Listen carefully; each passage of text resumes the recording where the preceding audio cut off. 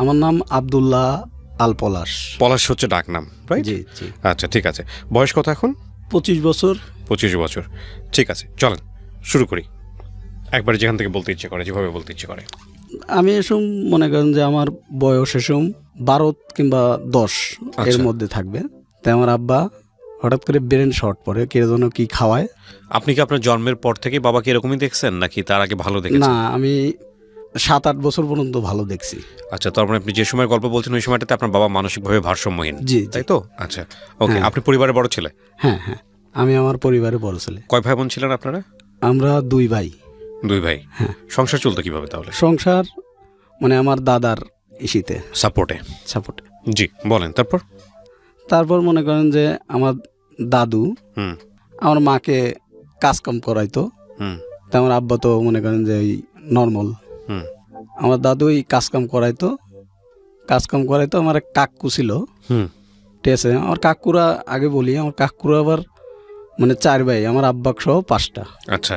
তো সবাই যার যার মতো। তো আমার ওই কাকুটাই আর কি মানে আমার দাদুর সাথে থাকতো। আচ্ছা। আব্বা আপনার আমার দাদুর সাথেই। তো আমার ওই কাকু মনে করেন আমাদেরকে দেখতে পারতো না, এক চাষে দেখতে পারতো না। সবাই একটু মানে কমজোরি, কিন্তু হ্যাঁ আমাকে সহ্যই করতো না। আচ্ছা। আমার 2টা ভাইকে সহ্যই করতো না সে, আমার মাকেও না, ঠিক আছে। আমার মাকেও মারধর করছে, আমরা দেখছি ছোটবেলায়। আমরা তখন আর কিছু করতে পারিনি, যে না চাচা হয়ে গায়ে হাত তুলতো মায়ের? হ্যাঁ। আচ্ছা, ওকে। তারপর চাচা হয়ে গায়ে হাত তুলতো, তাই আমরা দেখতাম, কিছু বলতে পারতাম না, কিছু করতে পারতাম না, ঠিক আছে। আমার দাদাকে বললে পারে, গ্রামের লোকে বললে পারে, আমার বয়স এসব 10-12 বছর, ঠিক আছে। তা আমরা তোর উপর যাইতেও পারি না, রাইট, ঠিক আছে। তাই আমার আম্মুর হাতের গায়ে হাত তুলতো আমার আম্মুর। তাই আমার আব্বা কিছু বলতো না, আমার আব্বা যে মানসিকভাবে ভারসাম্য বুঝতেও না বিষয়টা আর কি। না। হ্যাঁ। ওই খবরটা মনে করেন আমার নানির বাড়িতে যায়। আমার নানি সেম জীবিত ছিল। আচ্ছা। নানির বাড়িতে যাওয়ার পরে আমার নানি এসব আমার মাকে নিয়ে আসে, যে না আমি আর ওই বাড়িতে রাখবো না। আচ্ছা। যেহেতু সে মারামারি করে এগুলো গায়ে হাত তোলে, ঠিক আছে। তারপরেও আমার মাকে নিয়ে আসে, নিয়ে আসার পরে তে সঙ্গে আমাকেও নিয়ে আসে। তা আমার দাদু আবার মানে আমার নানির বাড়িতে যায়। আচ্ছা।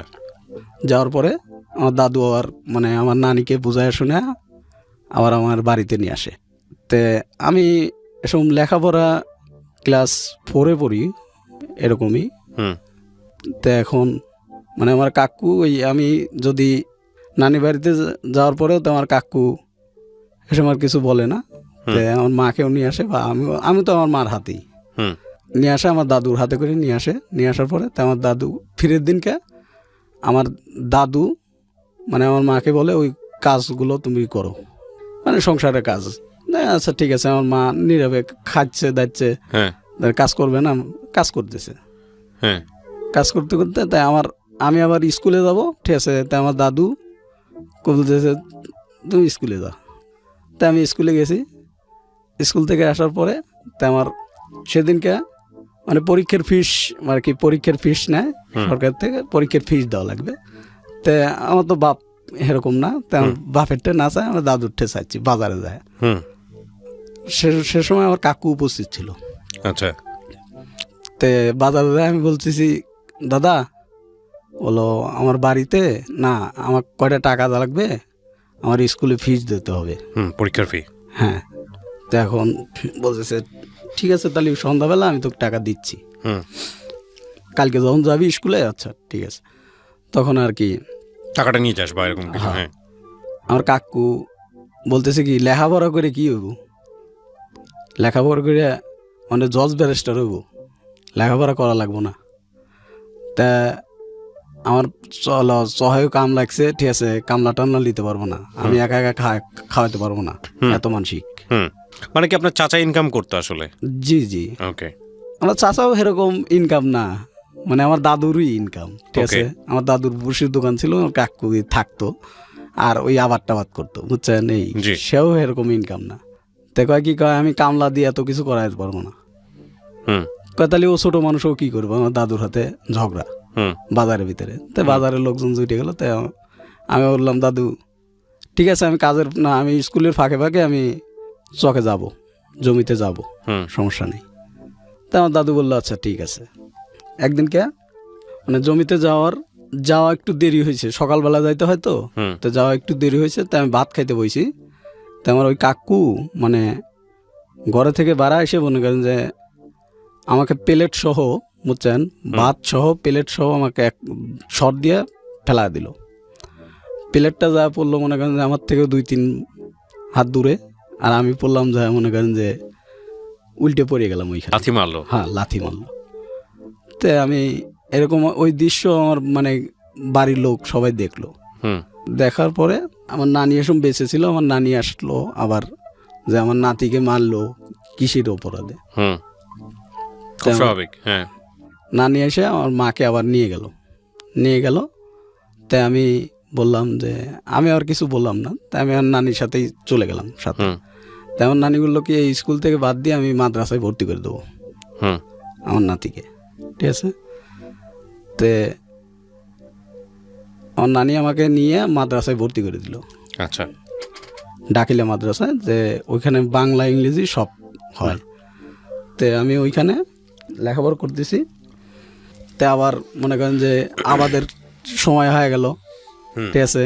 তা আমার কাকু আবার মানে ওই আমার মাক নিয়ে আসার জন্য আবার মানে করলো, তার বাপের কাছে বলছে হয়তো বা তার বাপ আইসে। তো আমার নানি বললো না আমি আর যাইতে দেবো না, হুম আমি আর যাইতে দেবো না, এগুলো মারধর করলে আমি আর যাইতে দেবো না। আমার এক মেয়ে আমি পালতে পারবো, আমারও 4টে মেয়ে আছে, 4টে মেয়েই আল্লাহ বর তুলি পারে খারাপ জায়গা দিইনি, কিন্তু এইটাই একটু খারাপ জায়গা, তাও এটা খারাপ জায়গা না, এটাও ভালো জায়গা দিছিলাম, কিন্তু কর্মবশতে এটা কপাল খারাপ হয়ে গেছে এরকম।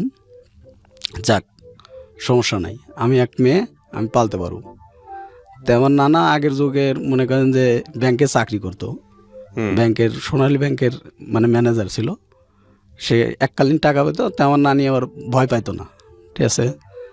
কত আমারই কত টাকা, আমি ব্যাংকে যদি হাত দিই আমারও ধনের টাকা বাড়বে, হুম আমার নানি বলতো, ঠিক আছে, জি সরকারের থেকে আমাকে টাকা দিবে। তো এখন তে আমি মাদ্রাসায় থেকে আমার নানি খরচ চালাইতো।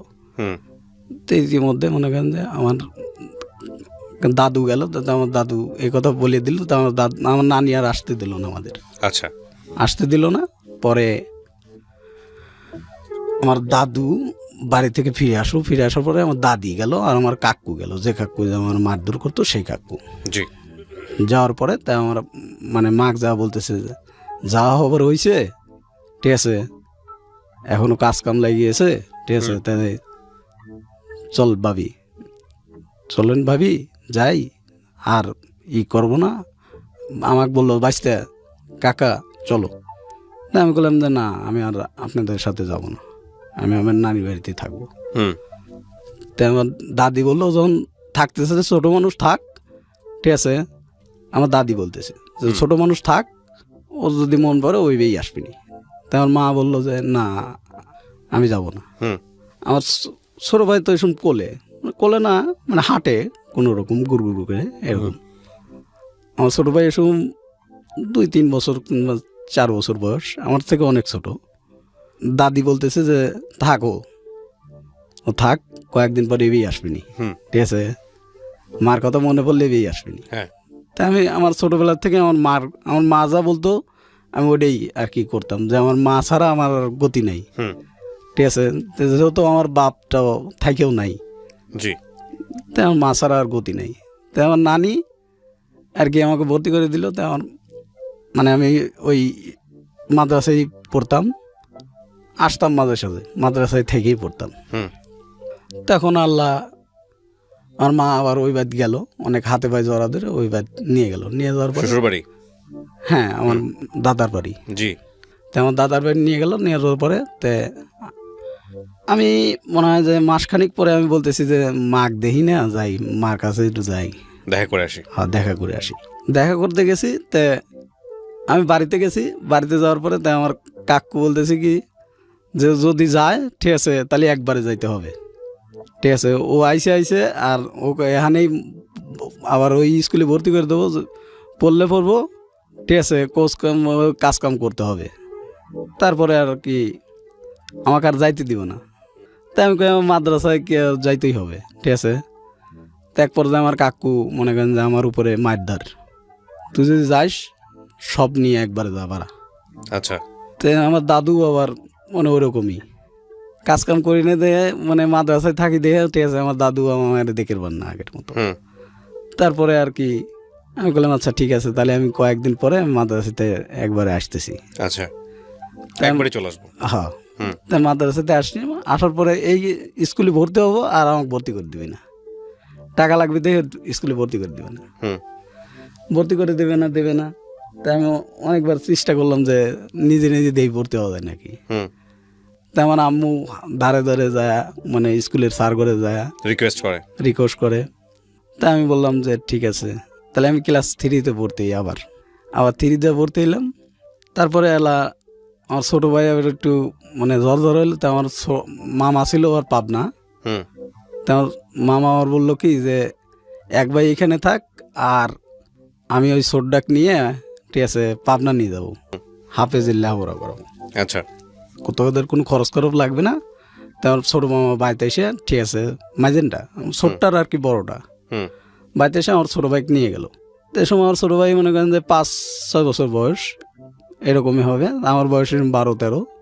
তারপরে আমি কাজকাম পরে বাড়িতেই কাজকাম করি টুকটাক, ঠিক আছে। ভর্তি যখন হইতে পারি না, তারপরে ভর্তি হইলাম। ভর্তি হওয়ার পরে মনে করেন যে স্কুলে যাই না উচ্চায়ন এরকম করে। আচ্ছা। স্কুলে যাই না, যাইতে দেয় না, ঠিক আছে, ওটা করা লাগবো। হুম। ঠিক আছে, সব চাচাই এটা বলতেছে, হ্যাঁ। চাচাই করে এরকম। হ্যাঁ। তা আমি এক পর্যায়ে বললাম তাহলে তো আমার লেখাপড়া হবে না, এরকম ভাবে তো থাকলে পরে তো আমার লেখাপড়া হবে না। হুম। খুব সব। তাই আমার দাদুকে এক পর্যায়ে আমি বলি যে আপনারা কি চাচ্ছেন, আমার ক্ষতি চাচ্ছেন নাকি আমার আব্বা এরকম হয়েছে দেখে মনে করেন যে আমাদেরকে এরকম করতেছেন, কোনটা? এখন তো আমি কিছু হলে বুঝি। তাই আমি বলতেছি যে এরকম করতেছেন, আমার মাকেও মারধর করতেছেন, এটা তো ঠিক না। একদিন আমরা বড় হব না, আর আপনারাও বুড়ো হবেন না, খুব স্বাভাবিক। তখন কিন্তু এই প্রতিশোধগুলো না তো এখন কিন্তু মনে থাকবে। যা পারিস করিস, ঠিক আছে। আমার কাকু বলতেছে দেয়া যাবি, আমার চাউল পেয়েও মানুষ হচ্ছে, ঠিক আছে। তো আমার কাকু এর ধরনের কথাবার্তা বলে, তার ছেলেকে কিছুই বলে না, ঠিক আছে। এখানে যা করার শুধুমাত্র আমার ফুফতো ভাই আমার বাড়িতে থাকতো, আমার আপন ফুফতো ভাই বড়। তো সে ফুফতো ভাই মনে করেন যে এলা আমাকে মানে করতো খুব, মানে একসাথে থাকতাম, ঠিক আছে। আমার বড় তো আর কি বন্ধুর মতো চলতাম, বুঝছেন। বড় ভাই বলতাম, আমার নাম ধরেও ডাকতাম, ঠিক আছে। আমার ভাই আমাকে বলতেছে যে তোদের তো কোনোদিনও দেখতে পারে না বা ইও করবে না, ঠিক আছে। আগে বলি আমাদের মানে ঘর ছিল না, আমার দাদু কিন্তু আমাদের ঘর টর কিছুই দিয়ে যায় নাই। আচ্ছা। বাড়িতে আমার মা একটা 2খান টিনের পর মনে করেন যে সবার ঘর মনে করেন যে বাড়ি করা, বুঝছেন, ঘর করা, 4 ছেলে 2 ছেলে এরকম ঘর করা। আমাদের ঘরটাই মনে করেন যে একদম নিম পজিশনে ভাঙা। আচ্ছা। এমনকি তালার বেড়া দেওয়া 4 মুড়ো, ঠিক আছে, 2খান টিন কিংবা 4খান টিন এরকম হবে। তো এরকম পজিশনে আমার মা খালি একখান চৌকি বিছিয়ে থাকতো, বুঝছেন। আমার আব্বা ওই বাইরে টইরে থাকতো, ঠিক আছে। আমার ফুত হয়ে আবার মানে কি করলো যে আমার মা মানে এরকম ইসির থাকে ঝড় বৃষ্টি, ঠিক আছে। তো আমার দাদু কয়া, ঠিক আছে, বললো যে ওই বাজারে একটা ঘর বিক্রি হচ্ছে। তো আমার ফুত ভাই জানতো যে এই ঘরটা বিক্রি হবি। তো আমার দাদু বললো যে এই ঘরটা কম দামে কিনে নিয়ে ঘরটা যায় বাইত উঠোই গে, ঠিক আছে। ওই যে জায়গার পরই আছে, ওই জায়গার পরই মানে ঘর উঠো দিকে মামানি কৃষির জায়গার তো থাকে। তো আমার ফুতো ভাই এটুকু কাজ করলো, করার পরে ঘরটা মানে কিনে নিয়ে এসে নিজেই হাতে করে নিয়ে মিস্ত্রি নিয়ে এসে মনে করেন যে তোর তো লেখাপড়া হবে না, এরকমভাবে তুই কিছু করতে পারবি না, ঠিক আছে। তুই এক কাম কর, লেখাপড়া যখন হবেই না, এখন তুই কোন ক্লাসে? আমি বললাম যে কেবল আমি 4-5-এ, ঠিক আছে, 5-এ পড়ি, এখনও তো পরীক্ষার অনেক মানে 2-3 মাস আছে। তো পরীক্ষা না দিয়ে আবার কেমনে যাই, ঠিক আছে। আমার এক গ্রামের আত্মীয় আছে, ঠিক আছে, তোকে নাম্বার দিচ্ছি, তুই ঢাকা যা। হুম ঠিক আছে, তা আমি ঢাকা ঢাকা আসলাম, এই যে কমলাপুর, ওই যে রেল স্টেশনে এই জায়গা। হুম হুম হুম তো এই জায়গায় এসে মনে করেন যে আমার কিছু মানে ওই নাম্বারে ফোন দেই, মোবাইল তো কাছে নাই, মানুষের মোবাইল দিয়ে ফোন দেই। ঠিক আছে, হুম ফোন রিসিভ করে কয় যে আমি অমুক জায়গায় আছি, আসতেছি, বা এই করতে করতে রাত হয়ে গেল। তা আমি মানে গ্রামের তো না, ঠিক আছে, হুম তাই আমি ওই রাস্তায় মনে করেন যে ব্যাগ কাঁধে করে নিয়ে, ঠিক আছে, রাস্তায় হারা রাত ঘোরাফেরা যায় না, তা কাম কি আছে, হুম আমি স্টেশনেই আর কি ব্যাগটা থুইয়ে, ঠিক আছে, এখান চাদর বিছাইয়া, ঠিক আছে, শুইলাম ব্যাগ মাথায় দিয়ে। আচ্ছা শুয়ে সকালবেলা হলো, তে সবাই মনে করতো পাগল বা ইটি। ঠিক আছে, ওটা কি বয়স তখন, মানে আপনি তখন কোন ক্লাসে পড়েন? আমি এসম ক্লাস 5-এ, আমার বয়স এসম 14 কিংবা 15 বছর এইরকম। জি তারপরে মনে করেন যে এলা আমি বললাম যে এরকমভাবে তো আর কেউ নাই, তাই আমি চা খাইতেছি, টাকা আছে বেশ কয়টা, 1000 খানিক টাকা আছে, আমার ফুতো ভাই টাকা দিয়ে দিয়েছিল আমাকে। হুম তাই আমার ফুতো ভাই বলতেছি ফোন দিয়ে, ভাই এই ঘটনা কেউ তো ও আসবেন না, আল্লাহ সিটার, তুই সাভার যা। ঠিক আছে, হুম তাই আমি ওইখান থেকে আবার সাভার আসলাম। সাভার আর একটা নাম্বার দিল, তো ওই নাম্বারে যোগাযোগ করলাম, তো ওইখানে সাভারে আসলাম, হুম সাভার হেমাদপুরে আসলাম। আসার পরে তা আমি ওইখানে 1 মাসের মতো ওর মানে ওই ক্লিনিক বা ওরই আত্মীয় স্বজনের ভিতরে আমি থাকলাম। হুম তা আমার প্রথমে বললো কি যে ও যদি মানে যতদিন থাকবে, ঠিক আছে, যত যা খরচ হয় সব আমি দেবো। ওকে ঠিক আছে, আমার প্রথমে বললো। তো ও আর আমাকে কিছু কইতো না, খালি আমি চাকরি খুঁজতাম। এ করতে করতে এক পর্যায়ে আমার ডেকোতে, বয়স কত তখন আপনার? আমার বয়স 15। 15। ওকে। হ্যাঁ, লেখাপড়া কোন ক্লাস পর্যন্ত হয়েছে? ক্লাস 5। তারপর আর পড়তে পারেন নাই? না না, হুম তারপর? তারপরে আর কি আমি ঢাকাতে যে মানে হ্যাঁ সেটাই বলতেছিলেন, হ্যাঁ আপনি তারপর কি হলো? ফুফাতো ভাই বলে দিল এটা? ফুতো ভাই বলার পরে তা আমি আসলাম যে যাই হোক, তাহলে আমি যাই দেখি, চাকরির খোঁজ করি। সকালবেলা চাকরির খোঁজ করতেছি, তে হলো না, সারা দিন ঘুরলাম, হলো না চাকরি। এ করতে করতে 7-8 দিন চলে গেল। হুম 7-8 দিন চলে গেল, তো ওরা থাকতাম, বড় নেই খাইতাম, বুঝছেন। হুম তে 7-8 দিন গেল, তে আমি একদিন চা খাইতেছি, তে একজনের সাথে পরিচয় হইলাম। তো বলতেছে অমুক জায়গায় লোক লিব, ঠিক আছে, আমিও ঢুকবো, ঠিক আছে, আমিও তো চাকরি চাকরি দিয়ে বসে, ঠিক আছে, তাহলে তোমাকে আমি ডাক দিয়ে হাতে করে নিয়ে যাবো না। ওকে তো ওনার হাতে আমি এবার সকালবেলা মানে ভোরে হুম নাস্তা না খাই এগুলাম যে যাই আগে চাকরির খোঁজে যাই, এরকমভাবে বসে থাকা যায় না, আমার সংসার আছে। ঠিক আছে, তেও করে তে আমি গেলাম, আমার এক ফ্যাক্টরিতে চাকরি হলো, হুম গার্মেন্টস চাকরি ঢুকলেন আপনি? গার্মেন্টসের মতোই আর কি। আচ্ছা, তে কি কাজ ছিল আপনার? স্কিন প্রিন্টের কাজ। ওই তো গার্মেন্টসই আর কি। হ্যাঁ তারপর? তো ওইখানে মনে করেন যে কাজ মানে 1-2 দিন কাজ করার পরে তো আমাকে বললো যে ঠিক আছে, তাহলে এই থাক, বুঝবে কাজ কাম। হুম তা আমার বেতন ধরলো 5,000 টাকা। হুম শুন তো বেতন কম ছিল, 5,000 টাকা, মনে করেন যে ওই বেতনেই চাকরি করতাম। হুম মানে এখানে 2,000 টাকা 3,000 টাকা খরচ করে, ঠিক আছে, আর বাড়িতে সব টাকা পাঠিয়ে দিতাম আমার মার দ্বারে। আচ্ছা এইখানে মনে করেন যে 2-3 মাস যা খাইছি, 1 মাসের মতো, ঠিক আছে, এদেরও বিল হয়ে গেল মনে করেন যে 2-3 হাজার টাকা। তো আমার ফুতো ভাই বললো যে টাকাটা দিয়ে দিস, হুম ঠিক আছে। তো বললাম আচ্ছা ঠিক আছে, তো আমি পরের মাসে বেতন তুলে এই টাকাটা দিয়ে দেবো না। ওকে তো এর মধ্যে আমার মা বাড়িতে থাকতো, আমি মাঝে মধ্যে টাকা পাঠাতাম, আমার দাদু আবার ওই টাকা দিয়ে হয় না, দিয়ে আমার দাদু কয় কি কয় যাচ্ছে, আমার কাকু আবার কয় কি কয় যে ছেলে আসিল, ছেলে মানে খেদায়া দিল, ঠিক আছে, হুম এখন ওই খাইবে দিবি কিনা, ঠিক আছে, এদের কাজ কাম নাই, এরা মানে বিক্রি করে খাই গিয়ে মাকে ঘাড় ধরে বাইর করে দেবো। তাই আমার ফুতো ভাই বললো কি পলাশ যে তুই একটু বাড়িতে আয়। তাই আমি বাড়িতে গেলাম, বাড়িতে যাওয়ার পরে তাই আমি শুনতেছি যে আমাদের ঘাড় ধরে বাইর করে দেবো, হ্যান ত্যান। তো গ্রামের লোক মানে বাধা দিল যে একটা এতিমই ওরা, আর বাবা তখনও অসুস্থ মানসিকভাবে? হ্যাঁ এতিমি, এদেরকে ঘাড় ধরে বের করে দেওয়া যা, ঠিক আছে, একটা গ্রামের মান সম্মান আছে, ঠিক আছে? এরা মানে কি করবে, এরা ছোট মানুষ, এরা কি করবে, কোথায় যাবে? তো কয় যেন মনে হয় না দেখে বিক্রি করে খাই গিয়ে, ঠিক আছে? আমার কাকু আর এই ধরনের কথাবার্তা বলতো। তা আমি এক পর্যায়ে, ঠিক আছে, এসব তো আমি বড়ই, 15 বছর যেহেতু বুঝি, তাই আমি বললাম আমার আব্বার সবাই সম্পত্তি যা পাবো, আমার বাড়ি পাবো না, ওগুলো আমি এখন নেব। কয় তোর দাদা মরে গেলে এসে নিয়ে যাস, তারপরে আমাদের থাকতে দেবে না। আচ্ছা, তাই আমার দাদু কয় কি কয় না রয়েছে থাক, আর ওদেরকে বাইটি দেবো, ঠিক আছে? তাই আমাদেরকে বেটি দিল, বেটি দেওয়ার পরে কিছু দিল না। তাই আমার মা বললো যে টানতে পারবি? তো বললাম যে দেখি, আল্লাহ পাক তো একদিন না একদিন হবেই, টানতে পারবোই ইনশাল্লাহ, আল্লাহ ভরসা। তাই আমি উপর যাই ঢাকা চলে আসলাম।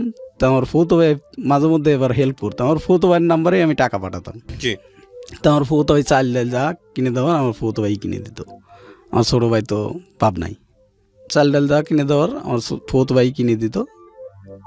কিনে দেওয়ার পর আমার মা এরকম, আমি 1 মাসে দিতাম, আর 1 মাসে দিতে পারতাম না, এরকম করতে করতে মানে ফ্যাক্টরিতে একটা গ্যালজাম লেগে গেল। গ্যালজাম লাগার পরে আমার বেতন বাড়াইনের বা সরকারি থেকে বেতন বাড়াইলো 8,300 টাকা করা হলো। তাই আমি ওই সঙ্গে মনে করেন যে ওই ফ্যাক্টরিতেই বললাম যে তাহলে তো আমার বেতনও বাড়বি, বৃদ্ধি বেতন পাবো আমি। এবার করে মনে করেন যে এরকম পর্যায়ে আর কি বেতন বাড়লো। বেতন বাড়ার পরে তাই আমি ওই আমার মার কথা অনুযায়ী, ঠিক আছে, একটা মেয়ের সাথে আমার আর কি সম্পর্ক ছিল। আচ্ছা, সম্পর্ক ছিল, তো ওই মেয়ের সম্পর্ক ছিল। তো আমার মা বলতেছে যে হচ্ছে দেখাও, দেখালাম। তো ওই মেয়ে বলতেছে না আমি এসব গ্রামে বিয়ে বসবো না, ঠিক আছে? আচ্ছা, একই জায়গায় কাজ করতেন? হ্যাঁ। তো আর একটা মেয়ে, ও মেয়েটাও মনে করেন যে গরিবই, আমাদের বাড়ির কাছের বা আমাদের 1 থানা পরে, বুঝছেন, তাদের বাড়ি। তো ওই মেয়েটা চাকরির খোঁজে আসছে। তো আমি আমার সাথে আবার ওই আমার যে ম্যানেজার ছিল, ম্যানেজারের বাড়ি ওই মানে আমাদের ওই ডিস্ট্রিক্টেই, বুঝছেন। তো ম্যানেজার দেশি করতো। তো আমি ওই মেয়েটাকে বললাম যে ঠিক আছে, তাই আমার ম্যানেজারে বললে ঠিক আছে, আমি চাকরি আপনি করেই বলতাম এসব, কারণ দেখি আমি ম্যানেজারে বলে আপনি একটা চাকরি ব্যবস্থা করে দেবো না যান। তো কয় ভাই আমার উপকার হবে আপনি দিলে, ঠিক আছে? বললাম আচ্ছা ঠিক আছে যান। তো চাকরি দিলাম, মানে ম্যানেজারে বলে ঠিক আছে, বললাম আমার গ্রামের লোক, ঠিক আছে, আমার পাশের থানার বাড়ি, ঠিক আছে, তা আমরা মানে একই জেলারই লোক, ঠিক আছে, তাহলে আমি তো মানে এদেরকে যদি চাকরি দেন তাহলে আমার একটা বাড়বে বা গ্রামের লোক, ঠিক আছে। তো করতে করতে ওই মেয়ের সাথে আমার সম্পর্ক হলো। তো আমার মা মানে আমার মাকে আমি বললাম যে মা এই ঘটনা, ঠিক আছে, মেয়েটা তো আমার সাথে বিয়ে বসতে চাচ্ছে, ঠিক আছে। তেমন মা বললো ঠিক আছে তুমি নিয়ে আসো একদিন। আচ্ছা। তো আমার মা দেখে পছন্দ করলো যে না ঠিক আছে চলবে, ঠিক আছে। দেখার পরে তো আমার ফুফুতো ভাই দেখে মেখে, ঠিক আছে, বললো যে ঠিক আছে তাহলে আমরা দেখাই। আমার চাচা, যে চাচা আমাদের মারধর করতে, সে চাচাও দেখলো। দেখার পরে বলতেছে ঠিক আছে তাহলে। এ সময় আমার বয়স 20 কিংবা 20 বছরই এরকমই, বুঝছেন। করোনার আর কি চলে আসলো, ঠিক আছে, করোনার ধাক্কা চলে এলো 20-21 বছর। 20 বছরে আপনার সংসারে তেমন অর্থ নাই, করি নাই, না। আপনি এই সময় বিয়ে সাথে চিন্তা ভাবনা করতেছেন। আপনার মা তখনও মানুষের বাড়িতেই থাকে বলা চলে, নাকি ভেঙে সব আলাদা করে দিছে? আলাদা করে দিছে। তখন আপনার মাকে আপনি দেখেন? হ্যাঁ। আচ্ছা। তারপরে মানে মা আবার মানে বললো যে বাবা তখন কই? আমার বাবা বাড়িতেই, আপনাদের সাথে? হ্যাঁ। আচ্ছা। আমার দাদুর ওখানে থাকতো বা ইসির ওখানে থাকতো, বুঝছেন, আমাদের ওইখানে থাকতো। আপনার ছোট ভাই বোনগুলো? আমার ছোট ভাই তো পাবনা। না, তখন কি করতেছে? কোনো কাজের মধ্যে আছে না পড়াশোনা? না, পড়াশোনার ভিতরে। পড়াশোনা। তারপর আপনি কি বিয়ে করলেন 20 বছর বয়সে? 20 বছর বয়সেই আমি আর কি বিয়ে করলেন? হ্যাঁ, বিয়ে করলাম। তো বিয়ে দিল আপনার সঙ্গে, মানে মেয়ের পরিবার দেখলো? মেয়ের পরিবার তো নাই, মেয়ের পরিবার মানে ওরকম টাইপের না। আচ্ছা, ঠিক আছে। তারপর? তো মেয়ের পরিবার বলতে কি একটা মা ছিল, ঠিক আছে, এই তাছাড়া আর কিছু আচ্ছা, ছিল না। বিয়ে দিল আপনার সাথে, হ্যাঁ আলহামদুলিল্লাহ। তারপর বিয়ের পরে পরে তা আমি আমার মা ওই সিদ্ধান্ত করে ঠিক আছে বিয়ে করালো মানে আমি বিয়ে করলাম। বিয়ে করার পরে মেয়েটা আমার সাথে 1 বছর আর কি ভালো। ইতিমধ্যে আমার মা বলতেছে যে হচ্ছে তোর বউকে বাদ পাঠা, আমি তো অসুস্থ, জ্বর, আমি তো রান্না বান্না করে পারি না, তোর বউকে বাদ পাঠা। হুম, তা আমার বউ বললো যে ঠিক আছে তাহলে আমি তো অসুস্থ, বাদ যাই আমি। ওকে। এইখানে মানে আমি জানতাম না, মানে আমার বন্ধুর থেকে কথা শোনা যে এইখানে আর একটা ছেলের সাথে ওর মানে কথাবার্তা চলতো, ঠিক আছে, মোবাইলে। হুম, তাই আমি অতটা করিনি, আমি কইছি না, করতে পারে হয়তো বা ভাইবেরা দ্বারা হতেই পারে, স্বাভাবিক। তাই আমি অতটা করিনি, গ্রাহ্য করিনি। গ্রাহ্য না করে তাই আমি বলতেছি যে ঠিক আছে তাহলে তুমি বাদ যাও আপাতত, ঠিক আছে, আমার মা অসুস্থ, বাদ গেল, বাদ যা 7-8 দিন কিংবা 15-20 দিন আর কি থাকলো। থাকার পরে তা আবার আসলো, আসে গার্মেন্টসে আবার জব নিয়ে নিল। জব নেওয়ার পরে তাই আমার গার্মেন্টসে আমি এক ফ্যাক্টরি, তো ও এক ফ্যাক্টরি, ঠিক আছে। আচ্ছা, তো এখন ওইখানে ওর সাথে আর কি ওই ছেলেটার সাথে যোগাযোগ। তা আমি অতটা করিনি, আমি কইছি যে না, ভাই বেরাদার হতেই পারে, হুম, স্বাভাবিক। তো আমার বন্ধু বান্ধব খালি আমাকে টাইম হতো কেড়ে ওইটা কিটা কলম, ওটা কিটা মানে তো তোর বউর হাতে আসে এসে কথাবার্তা বলে, ঠিক আছে, ওটা কিটা। হুম, তা আমি কই যে ওটা কিটা, হয়তো ওর ভাইটাই। তা আমি মানে খুবই করতাম না। তো একদিনকে আমি হাতে নতো দেখলাম যে কথা চোখে সত্য। দেখলাম যে আসলেও সত্য। তাই আমি আমার বড় দিঘাই যে আচ্ছা তুমি কি এগুলো ঠিক করতেছো বলো। তো বলতেছে না, এটা আমার চাস্তো ভাই, হুম, ঠিক আছে, আমি তোমাকে ছাড়ি কোনোদিনও যাবো না, আচ্ছা, এরকম তুমি ভাবেও না, আর আমাকে সন্দেহ করো না। তাই আমি বললাম আমি যদি সন্দেহ করতাম তাহলে তোমাকে ওই আমার বন্ধু বান্ধবের পরের থেকে আমি তোমাকে সন্দেহ করতাম ভাই, এখন তো আর তোমাকে সন্দেহ করি না। আর তুমি যদি ভালো চাও আমার কাছে থাকবা, আর যদি তোমার ভালো না লাগে তো মানে আমাকে আগেই বলবা। হুম, তাই না, আমি তোমার সাথেই আছি, তুমি আমার মতোই, আমি তোমার সাথেই আছি। দেখলাম আচ্ছা ঠিক আছে। তো এখন আমি আর অতটা করি না, এবং করতে করতে সম্পর্ক বাড়ে ওদের সাথে, কমে না। তে কমে না আমার বন্ধু বলতেছে দোস্ত কি করি কত দিই, কয় বাদ চলে দেখা। আমার বউরে আমি বললাম যে তুমি বাদ চলে যাবা, ঠিক আছে।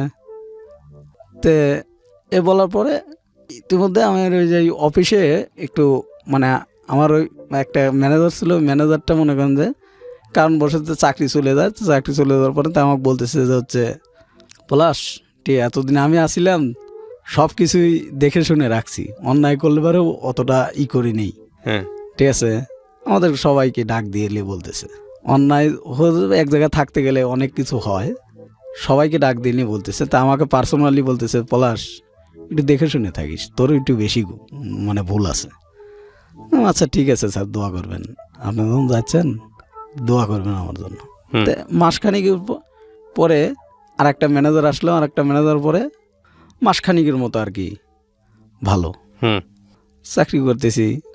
চাকরি করার পরে তো আমার এক পর্যায়ে মানে ফলোয়ারে বুঝছেন একদিনকে হুম, অনেক পানি জমে গেল। কৃষির থেকে যে পানি আসলো এটা বলতে পারলাম না, আমি নিজেও জানি না, ঠিক আছে। হুম, যেদিন পানি জমে গেছে, ঠিক আছে, আমি সেদিনকে 9টা বাজে অফিস থেকে বের হয়েছি, আচ্ছা, ঠিক আছে। আমার পরে অনেকজন কাজ করছে অফিসে। হুম, তখন তারা ডিসিশন করতেছে যে কোন কোন লোক, ঠিক আছে, দেখবো যে আমরা এত পানি জমে গেল, আমাদের উপরে চাপ আসছে উপর থেকে, হুম, ঠিক আছে, আমার এত টাকা ক্ষতি হলো। কোম্পানির ম্যানেজাররা বলতেছে এত ক্ষতি হলো, এগুলো কে করলো? হুম, নিশ্চয়ই আগের ম্যানেজারের কোনো তার উপরে করবে। তা আমরা জানতাম না যে তার উপরে বা করবে। তা তারা বলতেছে না, আমার কোনো এরকম পার্সোনাল কোনো লোক নাই। হুম, ওই মানুষজন জানতো যে এই ম্যানেজারের মনে করেন যে বাড়ির কাছের লোক বা গ্রামের লোক এই। হুম, আর একটা লোক ছিল হেকো। তে একদিনকে মানে আমাকে বলতেছে যে হচ্ছে ঠিকালে কাজ কাম করো, ঠিক আছে, তোমার তো আগের ম্যানেজার তো নাই। এই ম্যানেজার আর কি মানে পিএস না বলে, হ্যাঁ আমাকে বলতেছে। আমি বললাম ভাই আসি, এতদিন ধরে কাজ করতেছি, আপনাদের সাথে থাকতেছি, জানেনই তো আমি কোন ধরনের বা আমি কোন লেভেলের। হুম তো বলতেছে জানি, কিন্তু তারপরেও তো একদিনকে আমি তার ফিরের দিনকে, সেদিন আমি কিছু জানি না হুম সঠিক, তার ফিরের দিনকে মানে আমার ভুল হয়েছে একটা ভুলটা বলতে কি, মনে করেন যে আমি বাথরুমে যাব, ঠিক আছে, ইতিমধ্যেই মানে হাতে ময়লা, তো বাথরুমে যাইতে পারতেছি না, তা হাতের ময়লা, ঠিক আছে, একটু মানে ধুইয়ে, ঠিক আছে, বাথরুমের ভিতর আত্মাত করে যাও দৌড় পাড়িয়ে গেছি। তে হালকা একটু মানে প্যাঁচ কল তো বুঝছেন, হালকা একটু চাপ দিছি, পানিটা অল্প অল্প পড়তেছে, বন্ধ হয় নাই, একেবারে বন্ধ হয় নাই। হুম মনে করেন যে আমি বের হয়ে আসে, তা আমাকে বলতেছে যে হচ্ছে এই টিউবওয়েল ছাড়ছে কিটা, পরে গেলাম যে মনে করেন যে চাকরি আমাকে, চলে যায়। হ্যাঁ, তা আমাকে বেঁধে রাখিয়ে কয় যে টাকা পয়সা দিয়ে দাও, এই আগের ম্যানেজারের লোক, আমি আগের থেকে সন্দেহ করছি। তা আমি বলতেছি যে, স্যার, আমার যদি দোষ থাকতো তাহলে আমি আগেই স্বীকার করতাম, আর আপনারা যেভাবে কথাবার্তা বলতেছেন এভাবে কোনো কথাবার্তা হয় না, হুম ঠিক আছে। আমি ম্যানেজারের হুমকি, আর স্যার আমি তো যেদিনকে মনে করেন যে এই যে দুর্ঘটনা ঘটছে বা আমাদের ফ্যাক্টরিতে, আমি তো সেদিন 9টা বাজে গেছি, ঠিক আছে। আমার পরে কি কাজকাম করে নাই মানুষজন, আমার পরে কি কেউ ওয়াশরুমে যায় নাই, চাকরি চলে যাওয়ার পরে তা আমি বেকার হয়ে গেলাম। তো ইতিমধ্যে করোনার ধাপ চলে আসলো, ঠিক আছে। করোনা আসার পরে তো আমি আর অন্য জায়গা চাকরি করতে পারতেছি না, বা সরকারের থেকে লকডাউন দেয়, অমুক দেয় তমুক দেয়, তাই আমি বসে গেলাম একদম, হুম বসে গেলাম। তাই আমি চিন্তা ভাবনা করলাম যে এ করে আর কতদিন চলান যায়, 20 দিন 25 দিন তো আমি ঢাকা শহরেই, এখন ম্যাচ বিলও আসিয়ে গেল পড়াই। তাই আমার ফোতো ভাইকে আমি ফোন দিয়ে বললাম, ভাই কি তুই তো আমাকে ছোটবেলাতেই করতেছিস, ঠিক আছে, দেখ ভাই এই ঘটনা। তো বলতেছে যে তুই এরকম ঘটনা করবি, তা আগের তো বলবি না আমাকে, কারণ ভাই এই চাকরির খোঁজে আর করো না, এখন তো চাকরি বাকরি কোনো জায়গায় পাচ্ছি না। হুম তো কয় এখন কি করবি তাহলে, কি আর করবো, এখন বাড়িতেও তো মানে বিপদে পড়ে গেলাম, হুম বাড়িতেও তো চাল ডাল কিছু নাই, তেমন বিপদে পড়ে গেলাম। তেমন প্রথমে বলতেছে চাল ডালের হিসাব আমি 1 বস্তা চাল কিনে দেবো না, কিন্তু এই মাসটা যাবেনি, কিন্তু তারপর যদি লকডাউন দিয়ে দেয় তারপরে কি করবি নি। হুম তাই আমি বললাম ভাই আমাকে কিছু টাকা দে, আমি বাড়িতে যাই, দেখি ভ্যান রিক্সা চালাই তোমার কি না, হুম ঠিক আছে। তাই আমার প্রথমে আমাকে বললো যে ঠিক আছে তাহলে আমি তোকে টাকা পাঠা দিচ্ছি, তুই বাইর চলে আয়।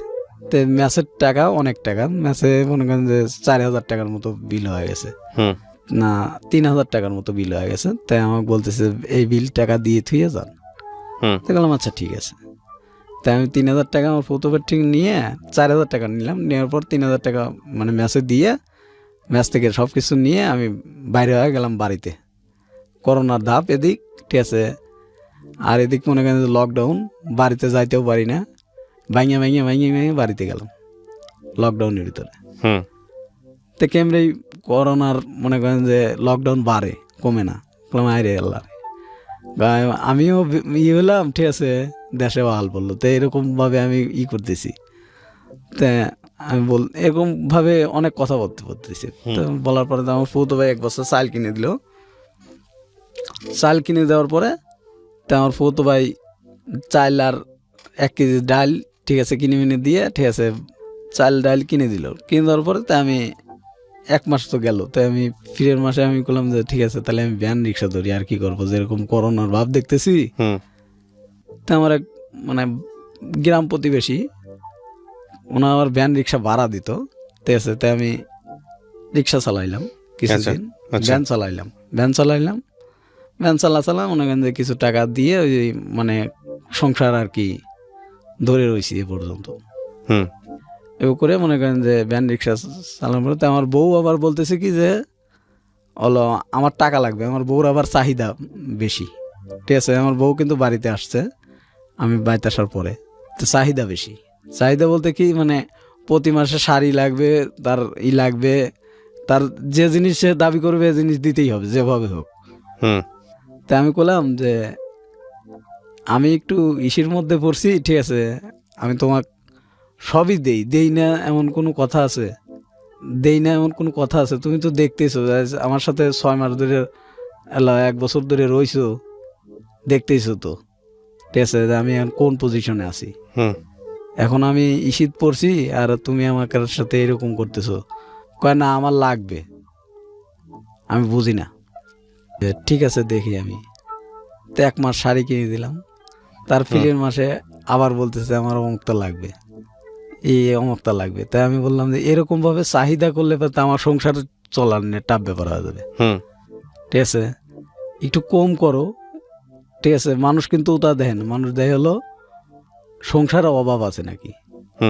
আপনি তুমি শাড়ি নিয়ে ঘুরবা আর তোমার পেটে ভাত নাই, আমি এইভাবে বললাম আমার বউরে বুঝাচ্ছি।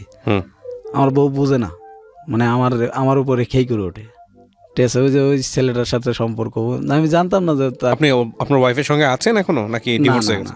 না, তারপরে মানে আমার হাতে রাগারি করে বাড়িতে চলে গেল। বাড়ি যাওয়ার পরে আর আসে না। তা আমি এক পর্যায়ে বললাম যে যাই দিয়ে আমার বউটা নিয়ে আসি, আমার বউরে নিয়ে আসি। নিয়ে আসতে গেলাম, তো আমার মনে করেন যে তার স্বাস্থ্য বাইরে কয় কি কয় ভাত কাপড় দিতে পারিস না, বিয়ে করছোস কে, হ্যান তেন নানান কথাবার্তা বলতেছে। বললাম যে ভাত কাপড় দিতে পারি কি না পারি, ঠিক আছে, এটা আপনার বোন জানে, ঠিক আছে। আজ 1 বছর ধরে আমার হাতে রয়েছে, 1 বছর কোনো সমস্যা হলো না। এখন আমি একটু করোনার ধাপে নিয়ে আমি বাড়িতে আসছি, চাকরি বাকরি নাই হারায়া, এখন তাও আমি কোনো রকম ভ্যান রিক্সা চালাইলা মনে করেন যে আমার সংসারটা এরকম চালাচ্ছি, আর আপনারা আমার সাথে এরকম ব্যবহার করতেছেন। তো কয় কি কয় যে হচ্ছে যা আমার বোনকে আমি যাইতে দেবো না, ঠিক আছে। তাই আমি পর্যায়ে বাড়িতে চলে এলাম, তাই না। পরে আমার বউরে বলতেছে তুমি কি আর আসবেই না, কয় আমার মা যদি যাইতে দেয় দাও যাবো, বুঝছেন। তাই আমি বলতেছি যে তোমার মা তো আমার সাথে থাকবে না, তুমি থাকবে আমার সাথে। তোমার মা হলো আসবে বেড়াতে, ঠিক আছে, আর তুমি বলতেছো যে না আমার মা যাইতে দিবে। আপনি কি তাকে ডিভোর্স দিয়েছেন? না, ডিভোর্স দেন নাই? না, আমি এখনো ডিভোর্স দেইনি, আমি এখনো ডিভোর্স পেপারে সাইন ডিভোর্স দেন নাই, তো তার বিরুদ্ধে আপনি এই ধরনের কথাবার্তা কেন বলতেছেন পাবলিক প্লেসে এসে? মানে ডিভোর্স দেইনি, সে আমার মনে করেন যে ওই আমার ডিভোর্স যে পেপার মানুষের পাঠা সাথে দিয়েছে। আপনি সংসার করবেন বা করা অবস্থায় আছেন, হ্যাঁ, সেই মানুষের সম্পর্কে একপাক্ষিকভাবে দুর্নাম করা তো উচিত না। না দুর্নাম করতেছি না, মানে সে মানে আমাকে ডিভোর্স পেপার পাঠায় দিছে। ও, সে আপনাকে ডিভোর্স দিছে? হ্যাঁ, আচ্ছা, সে আমাকে ডিভোর্স পেপার পাঠা দিছে। ঠিক আছে, এটা নিয়ে আমি কথাই বলতে চাই না। কি করেন আপনি এখন? আমি এখন ছোটখাটো একটা কোম্পানিতে আর কি জব করি। আপনার মার কি অবস্থা এখন আমার মা ওই রকমই। আমার ছোট ভাই এখন বাড়িতে আসছে। আর আপনার বাবা? আমার বাবা ওই আগে পাবনাতে নিয়ে গেছিলাম, ঠিক আছে। পাবনাতে বেশ কয়েকদিন ছিল, থাকার পরে একটু ভালো হওয়ার পরে পাবনা থেকে রিলিজ করে দিল। রিলিজ করে দেওয়ার পরে এখন মনে করেন যে বাড়িতেই। আচ্ছা, আপনি গল্পটা কেন বললেন আজকে রেডিওতে? আপনার গল্পে তো আমি কিছুই পেলাম না। তারপর আপনি আপনার গল্পটা আমি শুনেছি অনেকক্ষণ ধরে, কেন বললেন? আপনার কি মানে আপনার নিজের তো একটা উদ্দেশ্য ছিল, যেই কারণে আমি রেডিওতে বলতে চাই, মানে কি কারণে? নিজস্ব উদ্যোগ কি আমার মতো ভুল যেন আর কেউ না করে। ভুলটা কোথায় বলেন তো? ভুলটার সমস্যা হলো মনে করেন যে আমি মানে অল্প বয়সে বিয়ে করা, ঠিক আছে। আচ্ছা, তারপর অল্প বয়সে বিয়ে করা, আর বিয়ের পরেও মনে করেন যে এরকম মানে মেয়েদেরকে মানে কীরকম ভাবে করতে হবে আমি এটা বুঝতে পারতাম না, সংসারটা কিভাবে করতে হয়। হ্যাঁ, তারপরেও আমি অনেক চেষ্টা করছি, ঠিক আছে। তা আমার দর্শকের কাছে আমার এইটুকু বলার যে আমার মতো ভুল যেন আর কেউ না করে। জীবনে যে হাতটি ধরি, ঠিক আছে, কেউ মনে করেন যে আপন ভাবে না, সবাই পর ভাবে, ঠিক আছে। এই জন্য আমার রেডিওতে আসা যে আমার মতো ভুল যেন আর কেউ না করে। আপনার জীবনের সবচেয়ে বড় ভুল ছোট বয়সে বিয়ে করা, সেটা তো আছেই। তার চেয়েও আমি মনে করি সবচেয়ে বড় ভুল হচ্ছে যে বাবা এবং মায়ের প্রতি আপনার যে দায়িত্ব পালন করার কথা ছিল, সেই দায়িত্বটা আপনি ঠিকমতো পালন করতে পারেন নাই। বড় ভাই হিসেবে আপনার উচিত ছিল, হ্যাঁ সংসার তো অবশ্যই করবেন আপনি, কিন্তু তার আগে নিজের বাবাকে সুস্থ করা, তার আগে নিজের পরিবারের জন্য ব্যবস্থা করা। এবং আপনার তো একটা বোন আছে বোধহয়, না? জি। কয়টা বোন? একটা। বোনের কি বিয়ে শাদী হয়েছে? না। এই বোনের বিয়ে শাদীর ব্যবস্থা করা, এই বোনকে লেখাপড়া শেখানো, ভাইকে, এই দায়িত্বগুলো আপনার পালন করাটা আগে উচিত ছিল। এবং বিষয়টা এমন না যে এটা একটা প্রেম ঘটিত বিয়ে। আপনার একটা মেয়েকে পছন্দ হয়েছে, আপনি তাকে দেখে আপনি তাকে চুজ করেছেন, আপনি বিয়ে করে ফেলেছেন। আপনার মাও বাধা দেয়নি? না। কিন্তু এই আমার মনে হয় যে এখনও সময় চলে যায়নি, এখনও যথেষ্ট সময় আছে। আপনি চাইলে আপনার এই উপলব্ধি থেকে আপনি অনেক ভালো কাজ করতে পারেন, বিশেষ করে সংসারের জন্য। ঠিক আছে, কিন্তু নিজের পরিবারটাকে ঠিক না করে বিয়ে সাথে যাওয়া কোনোভাবেই উচিত হয়নি, এটা আমি মনে করি। এই হচ্ছে বিষয়। আর আপনার বাবা যেসব প্রপার্টি পেয়েছিলেন আপনাদের পরিবার থেকে, সেসব প্রপার্টির কি অবস্থা, কি করেছেন এইসব? প্রপার্টি মানে বলতে তেমন কিছু নাই, ওই বাড়ি বিক্রি টিক্রি করে দেন নাই তো? না, বাড়ি আছে আর মনে করেন যে একটা জায়গা আছে আলাদা, সে জায়গার খুব একটা দাম নাই। ওই জায়গাও মনে করেন যে আমার কাকুর নামে, আমার ছোট কাকুর নামে। ঠিক আছে, সমস্যা নেই, আপনি বিক্রি করেন নাই, এটা হচ্ছে বড় কথা। ওকে, প্রিয় দর্শক এবং শ্রোতা, আজকের এই গল্পে আসলে পুরোটুকু সময় যদি আপনি খুব মনোযোগ দিয়ে শোনেন তাহলে খুব একটা আসলে আপস অ্যান্ড ডাউন বা কোনো কিছুই আসলে তেমন একটা নেই।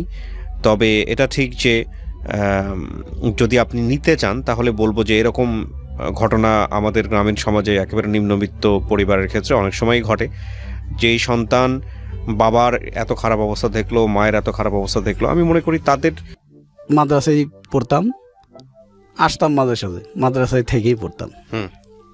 তখন আল্লাহ, আমার মা আবার ওই বাদ গেল, অনেক হাতে পায়ে জড়া ধরে ওই বাদ নিয়ে গেল। নিয়ে যাওয়ার পর শ্বশুর বাড়ি, হ্যাঁ আমার দাদার বাড়ি, জি, তো আমার দাদার বাড়ি নিয়ে গেল। নিয়ে যাওয়ার পরে তে আমি মনে হয় যে মাসখানিক পরে আমি বলতেছি যে মাক দেখি না, যাই মার কাছে একটু যাই, দেখা করে আসি। হ্যাঁ দেখা করে আসি।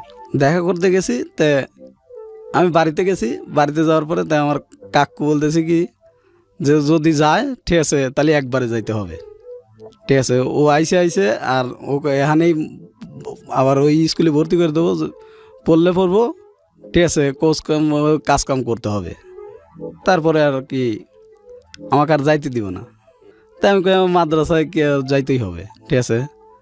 তো এক পর্যায়ে আমার কাকু মনে করেন যে আমার উপরে মারদার, তুই যদি যাস সব নিয়ে একবারে যা পারা।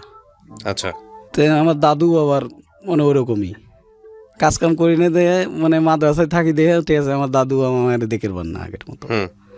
তারপরে আর কি আমি বললাম আচ্ছা ঠিক আছে, তাহলে আমি কয়েকদিন পরে আমি মাদ্রাসাতে একবারে আসতেছি। আচ্ছা, একবারে চলে আসবো। হ্যাঁ, তাই মাদ্রাসাতে আসছি। আসার পরে এই স্কুলে ভর্তি হবো আর আমাকে ভর্তি করে দিবি না, টাকা লাগবে দেখে স্কুলে ভর্তি করে দিবে না, ভর্তি করে দেবে না। তাই আমি অনেকবার চেষ্টা করলাম যে নিজে দেই ভর্তি হওয়া যায় নাকি। তাই আমার আম্মু ধারে যায়, মানে স্কুলের স্যার করে যায় রিকোয়েস্ট করে। তাই আমি বললাম যে ঠিক আছে, তাহলে আমি ক্লাস 3-তে ভর্তি হই। আবার 3-তে ভর্তি হইলাম। তারপরে আমার ছোটো ভাই আবার একটু মানে জ্বর হইলো। তা আমার মামা ছিল আবার পাবনা। তা আমার মামা আমার বললো কি যে এক ভাই এখানে থাক, আর আমি ওই ছোটডাক নিয়ে ঠিক আছে পাবনা নিয়ে যাবো, হাফেজের লেখাপড়া করাবো। আচ্ছা, কোথাও ওদের কোনো খরচ লাগবে না। তার ছোটো মামা বাড়িতে এসে, ঠিক আছে, মাইজেনটা ছোটটার আর কি বড়টা, বাড়িতে এসে আমার ছোটো ভাইকে নিয়ে গেল। তো এই সময় আমার ছোটো ভাই মনে করেন যে 5-6 বছর বয়স এরকমই হবে, আমার বয়স 12-13। তারপরে আমি কাজকাম পরে বাড়িতেই কাজকাম করি টুকটাক, ঠিক আছে। ভর্তি যখন হইতে পারি না, তারপরে ভর্তি হইলাম। ভর্তি হওয়ার পরে মনে করেন যে স্কুলে যাই না উচ্চায়ন এরকম করে। আচ্ছা, স্কুলে যাই না, যাইতে দেয় না, ঠিক আছে, ওটা করা লাগবো, ঠিক আছে, সব চাচাই এটা বলতেছে, চাচাই করে এরকম। হ্যাঁ, তা আমি এক পর্যায়ে বললাম তাহলে তো আমার লেখাপড়া হবে না, এরকম ভাবে তো থাকলে পরে তো আমার লেখাপড়া হবে না।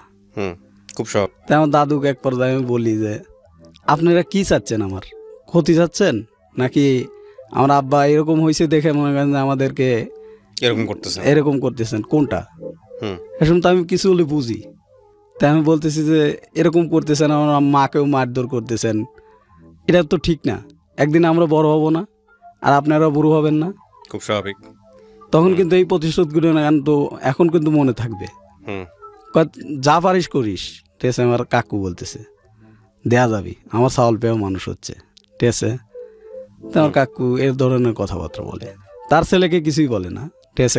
যা করার শুধুমাত্র আমার ফুফতো ভাই আমার বাড়িতে থাকতো, আমার আপন ফুফতো ভাই বড়। তো সে ফুফতো ভাই মনে করেন যে এলা আমাকে মানে করতো খুব, মানে একসাথে থাকতাম, ঠিক আছে। আমার বড় তো আর কি বন্ধুর মতো চলতাম, বুঝছেন। বড় ভাই বলতাম, আমার নাম ধরেও ডাকতাম, ঠিক আছে।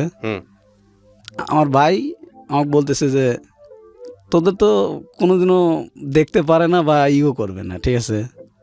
আগে বলি আমাদের মানে ঘর ছিল না, আমার দাদু কিন্তু আমাদের ঘর টর কিছুই দিয়ে যায় নাই। আচ্ছা, বাড়িতে আমার মা একটা 2খান টিনের পর মনে করেন যে সবার ঘর মনে করেন যে বাড়ি করা, বুঝছেন, ঘর করা, 4 ছেলে 2 ছেলে এরকম ঘর করা। আমাদের ঘরটাই মনে করেন যে একদম নিম পজিশনে ভাঙা, আচ্ছা। এমনকি তালার বেড়া দেওয়া 4 মুড়ো, ঠিক আছে, 2 খান টিন কিংবা 4 খান টিন এরকম হবে। তো এরকম পজিশনে আমার মা খালি একখান চৌকি বিছিয়ে থাকতো, বুঝছেন। আমার আব্বা ওই বাইরে টইরে থাকতো, ঠিক আছে। আমার ফুত হয়ে আবার মানে কি করলো যে আমার মামা নিয়ে এরকম শীত থাকে, ঝড় বৃষ্টি, ঠিক আছে। তো আমার দাদু কয়া, ঠিক আছে, বললো যে ওই বাজারে একটা ঘর বিক্রি হচ্ছে। তো আমার ফুত ভাই জানতো যে এই ঘরটা বিক্রি হবে। তো আমার দাদু বললো যে এই ঘরটা কম দামে কিনে নিয়ে ঘরটা যায় বাইত উঠোই গে, বাইত উঠো গা, ঠিক আছে। ওই যে জায়গার পরই আছে, ওই জায়গার পরই মানে ঘর উঠো দিকে মামানি কৃষির জায়গার তো থাকে।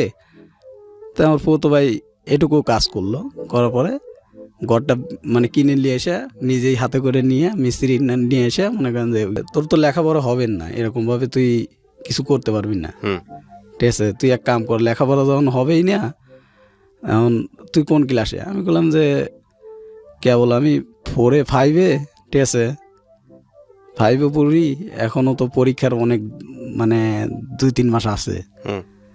তো পরীক্ষা না দিয়ে আবার কেমনে যাই, ঠিক আছে। আমার এক গ্রামের আত্মীয় আছে, ঠিক আছে, তোকে নাম্বার দিচ্ছি, তুই ঢাকা যা, ঠিক আছে। তো আমি ঢাকা আসলাম, এই যে কমলাপুর যে রেল স্টেশনে এই জায়গা। তো এই জায়গায় আসে মনে করেন যে আমার কিছু মানে ওই নাম্বারে ফোন দেই, মোবাইল তো কাছে নাই, মানুষের মোবাইল দিয়ে ফোন দেই, ঠিক আছে। ফোন রিসিভ করে কয় যে আমি অমুক জায়গায় আছি, আসতেছি, বা এও করতে করতে রাত হয়ে গেল। তা আমি মানে গ্রামের তো না, ঠিক আছে।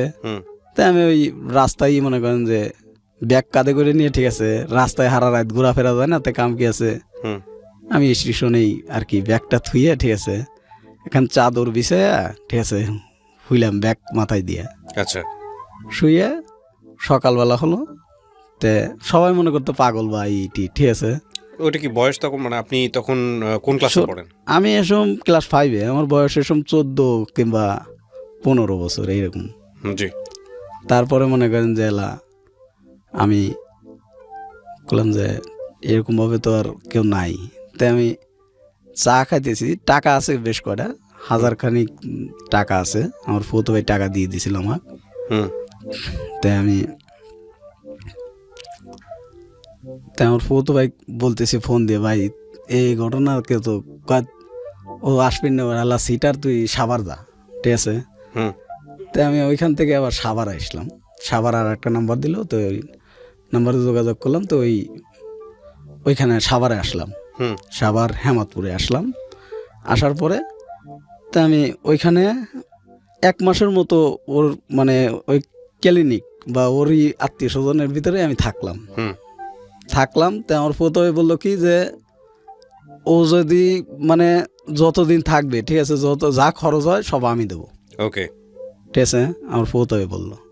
তো ও আর আমাকে কিছু কইতো না, খালি আমি চাকরি খুঁজতাম। করতে করতে এক পর্যায়ে আমার ডেকোতে। বয়স কত তখন আপনার? আমার বয়স 15। হ্যাঁ। লেখাপড়া কোন ক্লাস পর্যন্ত হয়েছে? ক্লাস 5। তারপর পড়তে পারেন নাই? না। তারপরে আর কি আমি ঢাকাতে যে মানে সেটাই বলতেছিলেন। হ্যাঁ, আপনি তারপর কি হলো? ফুফাতো ভাই বলে দিল এটা। ফুফাতো ভাই বলার পরে তা আমি আসলাম যে যাই হোক, তাহলে আমি যাই দেখি, চাকরির খোঁজ করি। সকালবেলা চাকরির খোঁজ করতেছি, তে হলো না, সারা দিন ঘুরলাম, হলো না চাকরি। এবার করতে করতে 7-8 দিন চলে গেল।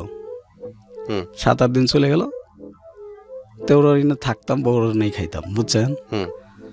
তে 7-8 দিন গেল, তে আমি একদিন চা খাইতেছি, তে একজনের সাথে পরিচয় হইলাম। তো বলতেছে অমুক জায়গার লোক লিব, ঠিক আছে, আমিও ঢুকবো, ঠিক আছে, আমিও তো চাকরি চাকরি দিয়ে বসে, ঠিক আছে, তাহলে তোমাকে আমি ডাক দিয়ে হাতে করে নিয়ে যাবো না। ওকে।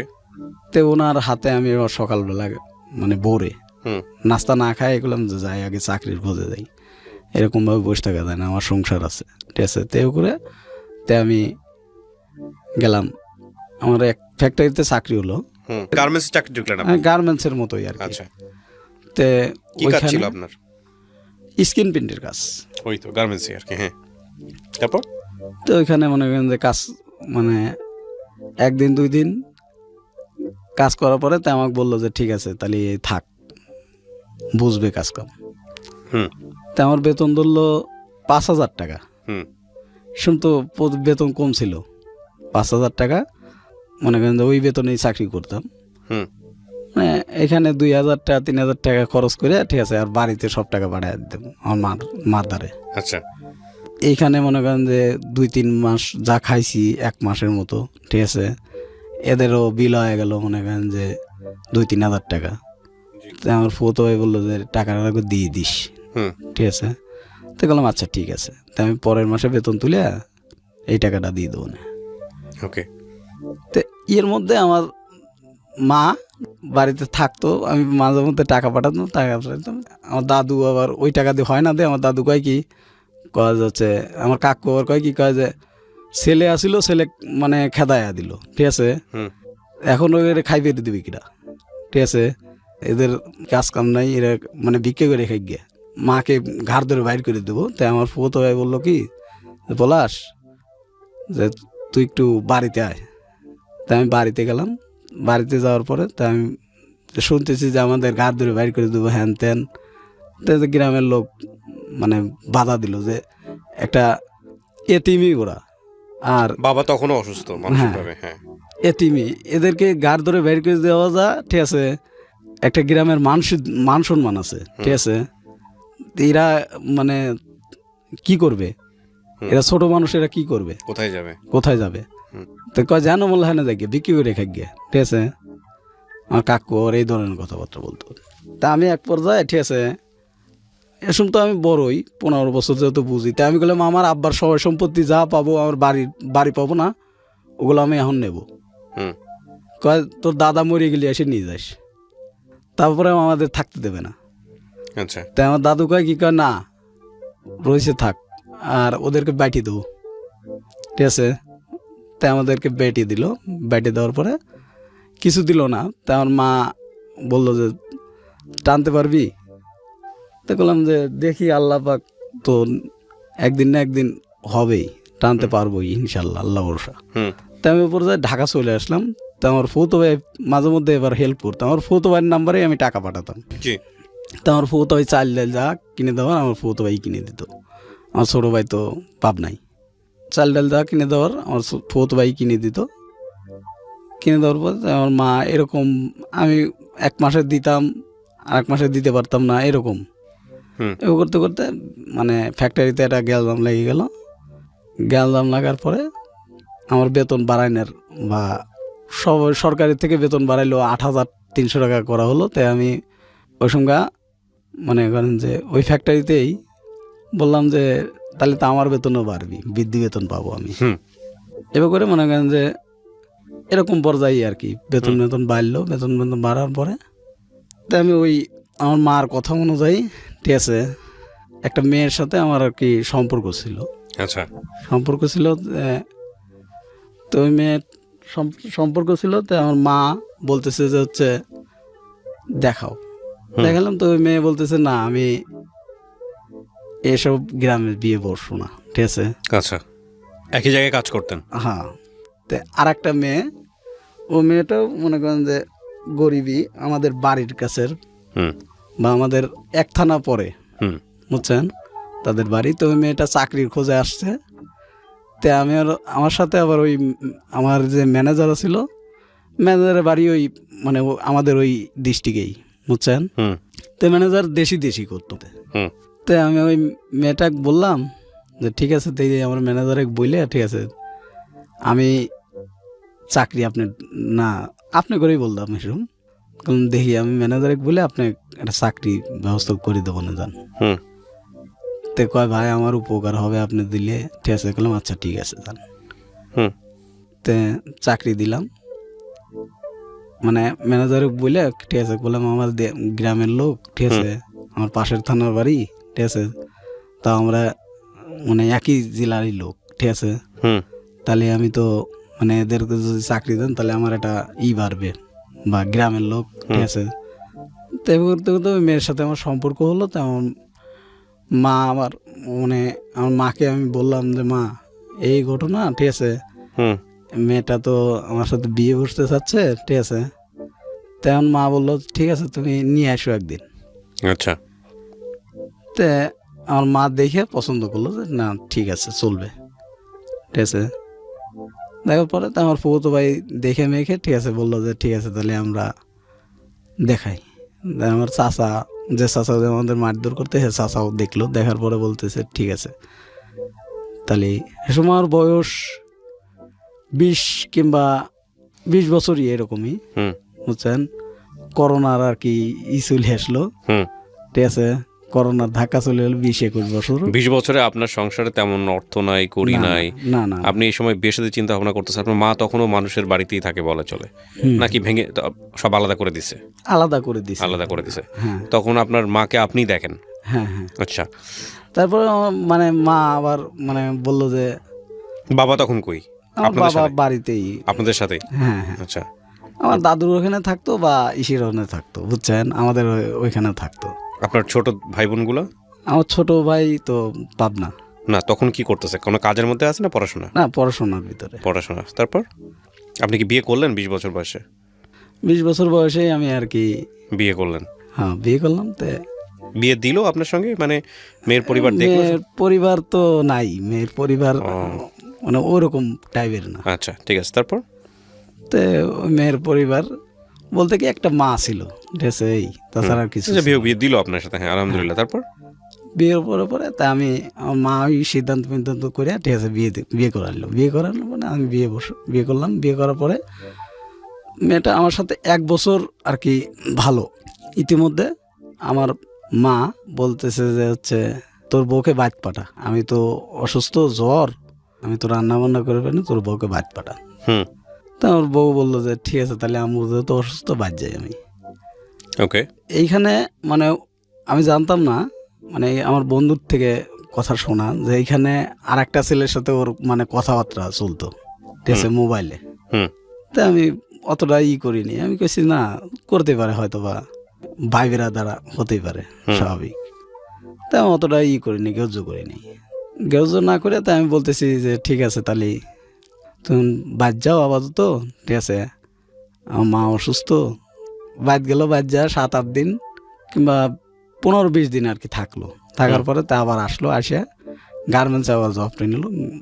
জব নেওয়ার পরে তাই আমার গার্মেন্টসে আমি এক ফ্যাক্টরি, তো ও এক ফ্যাক্টরি, ঠিক আছে।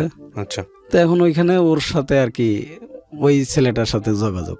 তা আমি অতটা করিনি, আমি কইছি যে না ভাই বেড়াদার হতেই পারে, হুম। স্বাভাবিক। তো আমার বন্ধু বান্ধব খালি আমাকে টাইম হতো কে রে ওইটা কিটা, কলম ওটা কিটা মানে তো তোর বউর হাতে আসে এসে কথাবার্তা বলে, ঠিক আছে, ওটা কিটা। হুম। তা আমি কই যে ওটা কিটা, হয়তো ওর ভাইটাই। তা আমি মানে খুবই করতাম না। তো একদিনকে আমি হাতে নতে দেখলাম যে কত চোখে দেখলাম যে আসলেও সত্য।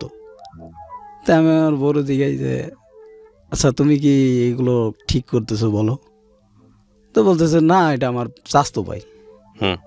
ঠিক আছে, আমি তোমাকে ছাড়ি কোনোদিনও যাবো না, আচ্ছা। এরকম তুমি ভাবেও না, আর আমাকে সন্দেহ করো না। তাই আমি বললাম আমি যদি সন্দেহ করতাম তাহলে তোমাকে ওই আমার বন্ধু বান্ধবের পরের থেকে আমি তোমাকে সন্দেহ করতাম ভাই, এখন তো আর তোমাকে সন্দেহ করি না। আর তুমি যদি ভালো চাও আমার কাছে থাকবা, আর যদি তোমার ভালো না লাগে তো মানে আমাকে আগেই বলবা। হুম। তাই না আমি তোমার সাথেই আছি, তুমি আমার মতোই, আমি তোমার সাথেই আছি। দেখলাম আচ্ছা ঠিক আছে। তো এখন আমি আর অতটা করি না, এবার করতে করতে সম্পর্ক বাড়ে ওদের সাথে, কমে না। তে কমে না আমার বন্ধু বলতেছে দোস্ত কি করি কত দিই, কয় বাচ্চা চলে দেখা।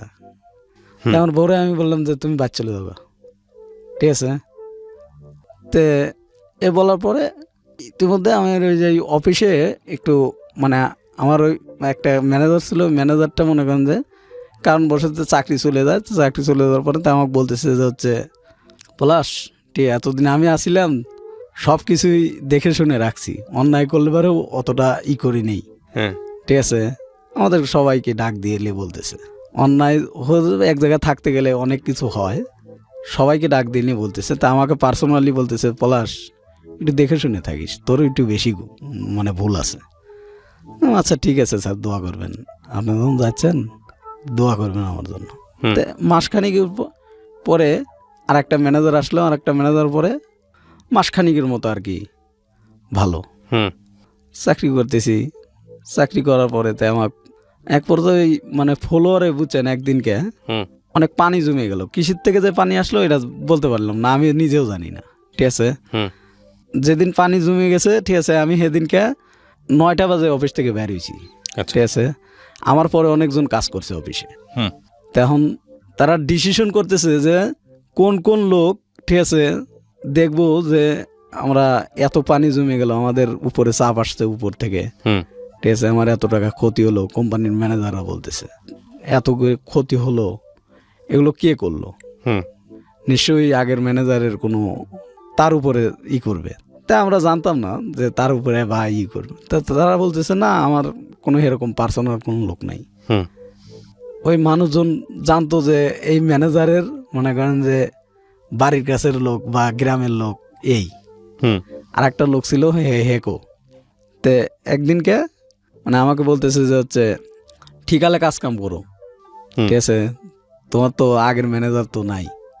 এই ম্যানেজার আর কি মানে পিএস না বলে, হ্যাঁ আমাকে বলতেছে। আমি বললাম ভাই আসি, এতদিন ধরে কাজ করতেছি, আপনাদের সাথে থাকতেছি, জানেনই তো আমি কোন ধরনের বা আমি কোন লেভেলের। হুম তো বলতেছে জানি, কিন্তু তারপরেও তো একদিনকে আমি তার ফিরের দিনকে, সেদিন আমি কিছু জানি না হুম সঠিক, তার ফিরের দিনকে মানে আমার ভুল হয়েছে একটা ভুলটা বলতে কি মনে করেন যে আমি বাথরুমে যাব, ঠিক আছে, ইতিমধ্যেই মানে হাতে ময়লা তো বাথরুমে যাইতে পারতেছি না। তা হাতের ময়লা, ঠিক আছে, একটু মানে ধুইয়ে, ঠিক আছে, বাথরুমের ভিতর আত্মাত করে যাও দৌড় পাড়িয়ে গেছি। তো হালকা একটু মানে প্যাঁচ কল তো বুঝছেন, হালকা একটু চাপ দিছি, পানিটা অল্প অল্প পড়তেছে, বন্ধ হয় নাই, একেবারে বন্ধ হয় নাই। হুম মনে করেন যে আমি বের হয়ে আসে, তা আমাকে বলতেছে যে হচ্ছে এই টিউবওয়েল ছাড়ছে কিটা। পরে গেলাম যে মনে করেন যে চাকরি আমাকে, চলে যায়। হ্যাঁ, তা আমাকে বেঁধে রাখিয়ে কয় যে টাকা পয়সা দিয়ে দাও, এই আগের ম্যানেজারের লোক, আমি আগের থেকে সন্দেহ করছি।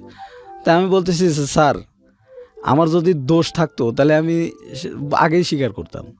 আর আপনারা যেভাবে কথাবার্তা বলতেছেন এভাবে কোনো কথাবার্তা হয় না। হুম ঠিক আছে, আমি ম্যানেজারের হুমকি।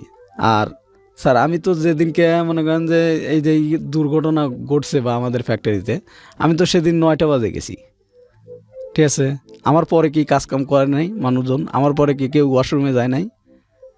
চাকরি চলে যাওয়ার পর তা আমি বেকার হয়ে গেলাম। তো ইতিমধ্যে করোনার ধাপ চলে আসলো। ঠিক আছে, করোনা আসার পরে তো আমি আর অন্য জায়গায় চাকরি করতে পারতেছি না, বা সরকারের থেকে লকডাউন দেয়, অমুক দেয় তমুক দেয়, তাই আমি বসে গেলাম একদম। হুম বসে গেলাম, তাই আমি চিন্তা ভাবনা করলাম যে এবার করে আর কতদিন চলান যায়, 20 দিন 25 দিন তো আমি ঢাকা শহরেই, আর ম্যাচ বিলও আসিয়ে গেল পড়াই। তাই আমার ফোতো ভাইকে আমি ফোন দিয়ে বললাম, ভাই কি তুই তো আমাকে ছোটবেলাতেই করতেছিস, ঠিক আছে, দেখ ভাই এই ঘটনা। তো বলতেছে যে তুই এরকম ঘটনা করবি তা আগের তো বলবি না আমাকে? কারণ ভাই চাকরির খোঁজে আর করো না, এখন তো চাকরি বাকরি কোনো জায়গায় পাচ্ছি না। হুম তো কয় এখন কি করবি তাহলে? কি আর করবো, এখন বাড়িতেও তো মানে বিপদে পড়ে গেলাম, হুম বাড়িতেও তো চাল ডাল কিছু নাই, তখন বিপদে পড়ে গেলাম। তেমন প্রথমে বলতেছে চাল ডালের হিসাব আমি 1 বস্তা চাল কিনে দেবো না, কিন্তু এই মাসটা যাবিনি, কিন্তু তারপর যদি লকডাউন দিয়ে দেয় তারপরে কি করবি নি? হুম তাই আমি বললাম ভাই আমাকে কিছু টাকা দে, আমি বাড়িতে যাই, দেখি ভ্যান রিক্সা চালাই তোমার কি না। হুম ঠিক আছে, তাই আমার প্রথমে আমাকে বললো যে ঠিক আছে তাহলে আমি তোকে টাকা পাঠা দিচ্ছি, তুই বাইর চলে আয়। তো ম্যাচের টাকা অনেক টাকা, ম্যাচে মনে করেন যে 4,000 টাকার মতো বিল হয়ে গেছে, হুম না 3,000 টাকার মতো বিল হয়ে গেছে। তাই আমাকে বলতেছে এই বিল টাকা দিয়ে থুয়ে যান। হুম তো বললাম আচ্ছা ঠিক আছে। তাই আমি 3,000 টাকা আমার প্রথমের ঠিক নিয়ে 4,000 টাকা নিলাম, নেওয়ার পর 3,000 টাকা মানে ম্যাচে দিয়ে, ম্যাচ থেকে সব কিছু নিয়ে আমি বাইরে হয়ে গেলাম বাড়িতে। করোনার ধাপ এদিক, ঠিক আছে, আর এদিক মনে করেন যে লকডাউন, বাড়িতে যাইতেও পারি না, ভাঙিয়ে বাড়িতে গেলাম লকডাউনের ভিতরে। হুম তো কেমনি করোনার মনে করেন যে লকডাউন বাড়ে, কমে না, আরে আল্লাহ আমিও হলাম, ঠিক আছে, দেশে হাল বললো। তো এরকমভাবে আমি করতেছি, তা আমি এরকমভাবে অনেক কথা বলতেছি। তো বলার পরে তো আমার ফুতো ভাই 1 বছর চাল কিনে দিল। চাল কিনে দেওয়ার পরে তা আমার ফুতো ভাই চাল আর 1 কেজি ডাল ঠিক আছে কিনে মিনে দিয়ে ঠিক আছে চাল ডাল কিনে দিল, কিনে দেওয়ার পরে তো আমি 1 মাস তো গেল, তাই আমি ফিরের মাসে আমি বললাম যে ঠিক আছে তাহলে আমি ভ্যান রিক্সা ধরি, আর কি করবো, যেরকম করোনার ভাব দেখতেছি। তো আমার এক মানে গ্রাম প্রতিবেশী ওনার আবার ভ্যান রিক্সা ভাড়া দিত, ঠিক আছে, তাই আমি রিক্সা চালাইলাম কিছুদিন, ভ্যান চালাইলাম ভ্যান চালা মনে করেন যে কিছু টাকা দিয়ে ওই মানে সংসার আর কি ধরে রয়েছি এ পর্যন্ত। এবার করে মনে করেন যে ভ্যান রিক্সা চালানোর পরে আমার বউ আবার বলতেছে কি যে হলো আমার টাকা লাগবে, আমার বউর আবার চাহিদা বেশি, ঠিক আছে। আমার বউ কিন্তু বাড়িতে আসছে আমি বাড়িতে আসার পরে, তো চাহিদা বেশি, চাহিদা বলতে কি মানে প্রতি মাসে শাড়ি লাগবে, তার লাগবে, তার যে জিনিস সে দাবি করবে এই জিনিস দিতেই হবে যেভাবে হোক। তা আমি বললাম যে আমি একটু ইসির মধ্যে পড়ছি, ঠিক আছে, আমি তোমাক সবই দেই না এমন কোনো কথা আছে, তুমি তো দেখতেইছো আমার সাথে 6 মাস ধরে 1 বছর ধরে রইছো, দেখতেইছো তো, ঠিক আছে, আমি এখন কোন পজিশনে আছি। এখন আমি ইসিত পড়ছি আর তুমি আমার সাথে এরকম করতেছো। কয় না আমার লাগবে, আমি বুঝি না। ঠিক আছে দেখি আমি তো 1 মাস শাড়ি কিনে দিলাম, তার ফিরের মাসে আবার বলতেছে আমার অমুকটা লাগবে, অমুকটা লাগবে। তাই আমি বললাম যে এরকম ভাবে চাহিদা করলে তো আমার সংসার চলার নিয়ে টাফ ব্যাপার হয়ে যাবে, ঠিক আছে, একটু কম করো, ঠিক আছে। মানুষ কিন্তু তা দেখেন, মানুষ দেখে হলো সংসারে অভাব আছে নাকি, তুমি শাড়ি নিয়ে ঘুরবা আর তোমার পেটে ভাত নাই। আমি এইভাবে বললাম আমার বউরে বুঝাচ্ছি, আমার বউ বুঝে না, মানে আমার উপরে খেই করে ওঠে, ঠিক আছে। ওই ছেলেটার সাথে সম্পর্ক আমি জানতাম না যে আপনি আপনার ওয়াইফের সঙ্গে আছেন এখনো নাকি ডিভোর্স হয়ে গেছে? না, তারপরে মানে আমার হাতে রাগারি করে বাড়িতে চলে গেল। বাড়ি যাওয়ার পরে আর আসে না। তা আমি এক পর্যায়ে বললাম যে যাই দিয়ে আমার বউটা নিয়ে আসি, আমার বউরে নিয়ে আসার গেলাম। তো আমার মনে করেন যে তার স্বাস্থ্য বাইরে কয় ভাত কাপড় দিতে পারিস না, বিয়ে করছোস কে, হ্যান তেন নানান কথাবার্তা বলতেছে। বললাম যে ভাত কাপড় দিতে পারি কি না পারি, ঠিক আছে, এটা আপনার বোন জানে, ঠিক আছে। আজ 1 বছর ধরে আমার হাতে রয়েছে, 1 বছর কোনো সমস্যা হলো না। এখন আমি একটু করোনার ধাপে নিয়ে আমি বাড়িতে আসছি, চাকরি বাকরি নাই হারায়া, এখন তাও আমি কোনো রকম ভ্যান রিক্সা চালাইলাম, মনে করেন যে আমার সংসারটা এরকম চালাচ্ছি, আর আপনারা আমার সাথে এরকম ব্যবহার করতেছেন। তো কয় যে হচ্ছে যা আমার বোনকে আমি যাইতে দেবো না, ঠিক আছে। তাই আমি পর্যায়ে বাড়িতে চলে এলাম, তাই না। পরে আমার বউরে বলতেছে তুমি কি আর আসবেই না? কয় আমার মা যদি যাইতে দেয় যাবো, বুঝছেন। তাই আমি বলতেছি যে তোমার মা তো আমার সাথে থাকবে না, তুমি থাকবে আমার সাথে। তোমার মা হলো আসবে বেড়াতে, ঠিক আছে, আর তুমি বলতেছো যে না আমার মা যাইতে দিবে। আপনি কি তাকে ডিভোর্স দিয়েছেন? না, ডিভোর্স দেন নাই? না, আমি এখনো ডিভোর্স দেইনি, আমি এখনো ডিভোর্স ডিভোর্স দেন নাই, তার বিরুদ্ধে আপনি এই ধরনের কথাবার্তা কেন বলতেছেন পাবলিক প্লেসে এসে? মানে ডিভোর্স দেইনি, সে আমার মনে করেন যে ওই আমার ডিভোর্স মানুষের সাথে আপনি সংসার করবেন বা করা অবস্থায় আছেন, সেই মানুষের সম্পর্কে একপাক্ষিকভাবে দুর্নাম করা তো উচিত না। না, দুর্নাম করতেছি না, মানে সে মানে আমাকে ডিভোর্স পেপার পাঠায় দিছে। ও, সে আপনাকে ডিভোর্স দিছে? হ্যাঁ, আচ্ছা, সে আমাকে ডিভোর্স পেপার পাঠায় দিছে। ঠিক আছে, এটা নিয়ে আমি কথাই বলতে চাই না। কি করেন আপনি এখন? আমি এখন ছোটখাটো একটা কোম্পানিতে আর কি জব করি। আপনার মার কি অবস্থা এখন? আমার মা ওই রকমই। আমার ছোট ভাই এখন বাড়িতে আসছে। আর আপনার বাবা? আমার বাবা ওই আগে পাবনাতে নিয়ে গেছিলাম, ঠিক আছে, পাবনাতে বেশ কয়েকদিন ছিল, থাকার পরে একটু ভালো হওয়ার পরে পাবনা থেকে রিলিজ করে দেওয়ার পরে এখন মনে করেন যে বাড়িতেই। আচ্ছা, আপনি গল্পটা কেন বললেন আজকে রেডিওতে? আপনার গল্পে তো আমি কিছুই পেলাম না। তারপর আপনার গল্পটা আমি শুনেছি অনেকক্ষণ ধরে, কেন বললেন? আপনার কি মানে আপনার নিজের তো একটা উদ্দেশ্য ছিল যেই কারণে আমি রেডিওতে বলতে চাই, মানে কি কারণে? নিজস্ব উদ্যোগ কি আমার মতো ভুল যেন আর কেউ না করে। ভুলটা কোথায় বলেন তো? ভুলটার সমস্যা হলো মনে করেন যে আমি মানে অল্প বয়সে বিয়ে করা, ঠিক আছে। আচ্ছা, তারপর অল্প বয়সে বিয়ে করা, আর বিয়ের পরেও মনে করেন যে এরকম মানে মেয়েদেরকে মানে কীরকম ভাবে করতে হবে আমি এটা বুঝতে পারতাম না, বা সংসারটা কিভাবে করতে হয়। হ্যাঁ, তারপরেও আমি অনেক চেষ্টা করছি, ঠিক আছে। তা আমার দর্শকের কাছে আমার এইটুকু বলা যে আমার মতো ভুল যেন আর কেউ না করে। হুম জীবনে যে হাতটি ধরি, ঠিক আছে, কেউ মনে করেন যে আপন ভাবে না, সবাই পর ভাবে, হুম। ঠিক আছে। এই জন্য আমার রেডিওতে আসা যে আমার মতো ভুল যেন আর কেউ না করে। আপনার জীবনের সবচেয়ে বড় ভুল ছোট বয়সে বিয়ে করা, সেটা তো আছেই। তার চেয়েও আমি মনে করি সবচেয়ে বড় ভুল হচ্ছে যে বাবা এবং মায়ের প্রতি আপনার যে দায়িত্ব পালন করা